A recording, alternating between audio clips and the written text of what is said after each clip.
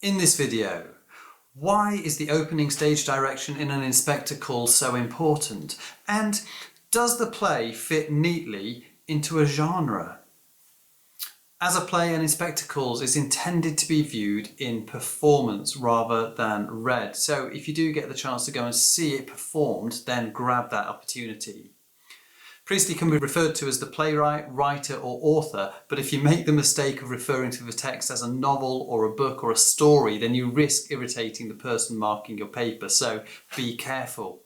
The stage directions, which indicate how key aspects of performance such as sets, lighting, movement and dialogue should be handled, are imperceptible when watching a play, but are noticeable when you read the play script. They're intended to guide both actors and readers on what the characters are thinking and feeling.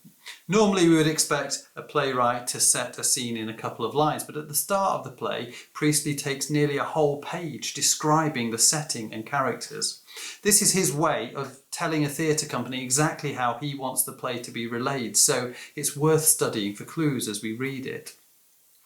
Now, I'm going to mention a few different play genres so that you can see where An Inspector Calls fits in within the conventions of theatre. So here I'm going to mention mystery plays, detective plays, well-made plays and morality plays. They're all genres of theatre and they all have an influence on Priestley's writing.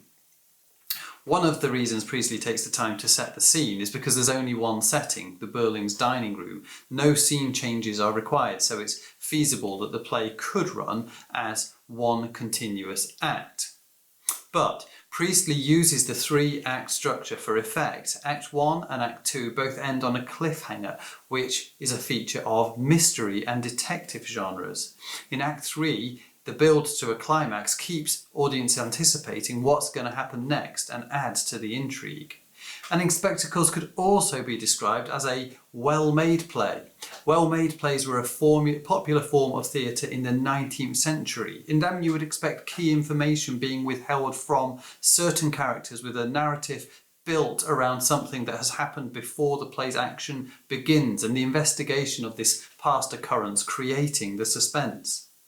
An Inspector Calls seems to fit this definition perfectly. However, Priestley changes it up at the end, whereas a well-made play usually ends with a tidy resolution and a return to order, Priestley ends with a twist.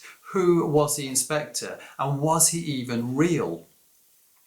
This thought-provoking conclusion is perhaps more characteristic of a morality play, which is another genre that An Inspector Calls can be placed in.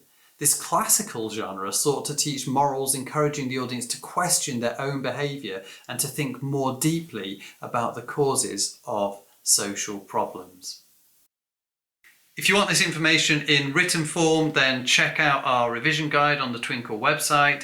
You can also find a whole load more revision videos on our YouTube channel. Please check those out.